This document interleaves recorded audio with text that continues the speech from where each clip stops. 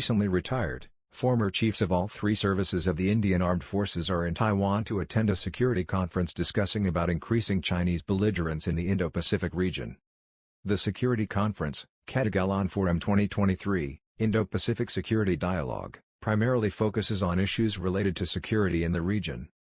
The Security Conference was held on Tuesday 8 August with the participation of the three former chiefs, Air Chief Marshal R.K.S. Bhaduria, General Manoj Naravane, and Admiral Karambir Singh. Addressing the assembly, Admiral Karambir Singh pointed out, China will only act against Taiwan when it believes that the balance of power is in China's favor, further asking the leaders of the participating countries to make sure that this balance of power is not shifted. It is therefore important that we work to ensure that this balance of power does not shift, he said.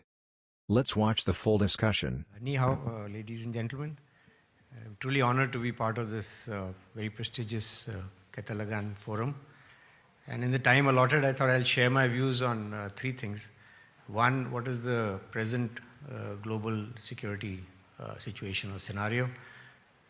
Second, and why the tense situation in Taiwan Straits is so critical to the globe, the region, and India.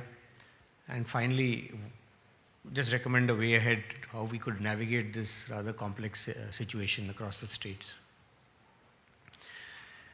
So I'll begin by saying that what we witness today is a world caught in a situation which seems self-defeating and reminiscent of the Cold War era, perhaps even more worrisome. COVID and its aftermath, the Ukraine conflict, the ensuing financial crisis, several flashpoints, especially in the Indo-Pacific, and all these exacerbated by a fierce geopolitical confrontation, have left, I think, no region or country untouched. And here, I think Taiwan Straits, the South China Sea, East China Sea, are turning into one of the epicenters in this geopolitical confrontation, with Taiwan as the most probable flashpoint. Also, if you look at the spectrum of interstate relations, we have cooperation at one end, which is the benign end, and as we move to the right, we have degrees of coexistence, competition, contestation, confrontation, and culminating in conflict. Unfortunately, today we seem to be at the confrontation end of the scale, very close to the conflict end. And we can see a fracturing world, jostling and for influence and leveraging for influence and geostrategic space. This is being witnessed globally. And events, to my mind, what has happened in the last 2 years threaten to split the globe into two. Just like Abraham's Accord was largely founded on the antipathy to Iran and its policies, a coalition of China, Russia, Iran, and North Korea seems to be forming on the antipathy to the policies of the West and the US. And in addition to not only the power blocks, there are also moves to form to trade blocks, to financial systems, to currency blocks, to payment systems. So I think developing countries, and there are several in the Indo-Pacific, struggling to move up the income ladder, should not be forced to choose between two systems. And of course, great power competition, as is natural, has spilled over to the waters of the Indo-Pacific, and these affect security, especially maritime security. For India, like all other countries, most countries, heavily depend on the seas. 95% of our trade by volume is through the seas.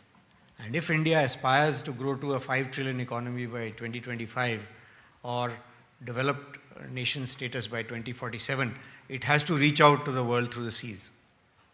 And geopolitical strife, as reflected in the Ukraine conflict, which has spilled over to the seas with adverse effect on food, fertilizer, and fuel, and the potential for conflict in the Taiwan Straits, hurts this aspiration in India. So that much for the global situation. Coming to the situation in the Taiwan Straits, I think here the prestige and interest of two large powers, US and China, are directly at stake. China considers this merger an unfinished agenda and the true beginning of the Chinese century. The US regard, and rightly so, regard Taiwan as an example of democratic resilience against authoritarianism and a symbol of the free world. And geopolitically, what happens in Taiwan Straits will have a major effect on the balance of power, not only in the West Pacific, but through the globe. It will shatter the first island chain and encirclement, be a big blow to US primacy in the Indo-Pacific if it goes the wrong way. And US will face a loss of global credibility. Also, in the event the conflict breaks out in the Taiwan Straits, it will certainly not be contained within the Straits, as has been mentioned by all the speakers, and will have serious geopolitical and economic consequences globally. And to my mind, much more serious than the effects of the Ukraine conflict. When I look at from India's point of view, a conflict in the Straits would have serious direct and second-order effects related to geopolitical and economic security. Because half of India's trade flows to its east in this direction. And disruption of global shipping will have an adverse effect. This shipping disruption will have consequential impact on supply chains on which key segments of Indian industry are heavily dependent. Disruption of semiconductor supplies, we all know, would potentially paralyze industry and lead to significant unemployment in our country. And of course, when we talk of undersea cables, the critical infrastructure sabotage, like disruption of submarine cables, where Taiwan is an important hub, will have an adverse impact on the flow of critical data. And geopolitically too, as I mentioned, there's serious fallouts for India depending on how the conflict pans out.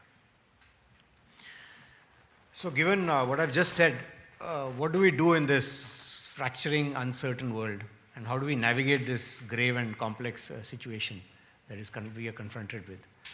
Our nations need to exist and compete in this reality without getting sucked into this ongoing negative spiral of great power contestation, the Cold War mentality that sometimes drowns out rationality. As far as India is concerned, it has chosen not to get embroiled in this great power confrontation by focusing on its core interests and through building strategic autonomy, not through non-alignment as in the past, but through multi-alignment, engagements, issue-based convergences, and cooperation. Yet, having said that, I'd hasten to add that a world dominated by certain countries is definitely not good for us. And the standoff at the Sino-Indian line of actual control, which is now in the third year running, it has been an inflection point that has sharpened India's competitive instincts vis-à-vis China. Also, we see Chinese belligerence and intimidatory use of hard power. That leaves India disconcerted. Look at the way their playbook in South China Sea. And we in India definitely do not want this replicated elsewhere. So therefore, my proposition today is that we all need to work together to prevent the situation from the Taiwan Straits from turning into a crisis, from a crisis into a conflict. And how do we do this? And to my mind, I've got three propositions. One, we need to prevent destabilization of the region. Second, build power ballast amongst the middle powers and the global south to make sure that, I'll elucidate on that. And thirdly, and very importantly, preserve the balance of the power on the side of the free liberal world. So as far as preventing destabilization of the region goes, I think India's stand post the Chinese aggression, post Speaker Nancy Pelosi's visit to Taiwan is illustrated, and I'll quote, India urged all parties towards exercise of restraint, avoidance of unilateral actions to change the status quo, de-escalation of tensions, and efforts to maintain peace and stability in the region, unquote. And this perhaps, to my mind, is the way to go.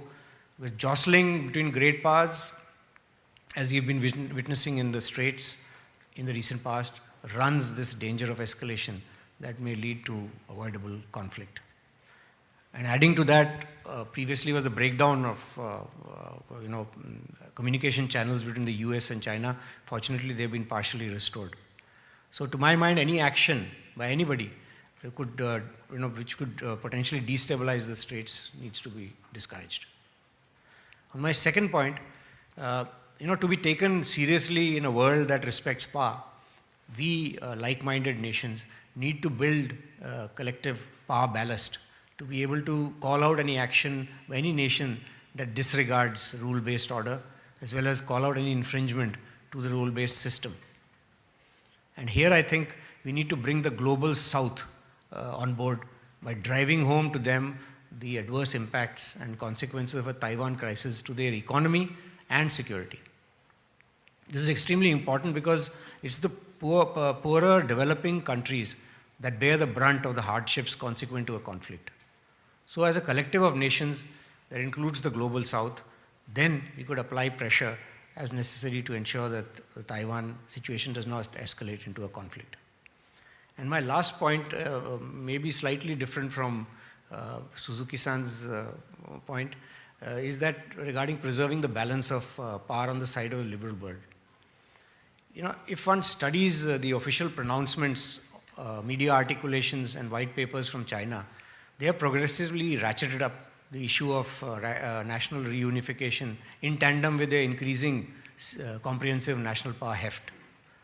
The Chinese white paper of 1993 on the Taiwan question and reunification of China, sought to emotionally link, emotional was the underlying word, link the origin of Taiwan question to China being subjected to aggression, dismemberment and humiliation by foreign powers during the last century. The tone, tenor and language of the white paper was almost entreating, seeking the understanding of the world towards Beijing's interpretation of the vexed issue and its justification for reunification.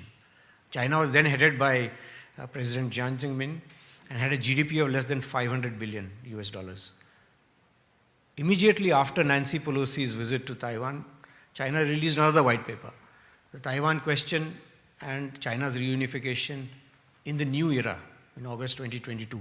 And this white paper stated that China had undergone historic transformation in the intervening 2 decades, and the rejuvenated China of the new era considered this time as a new starting point for reunification.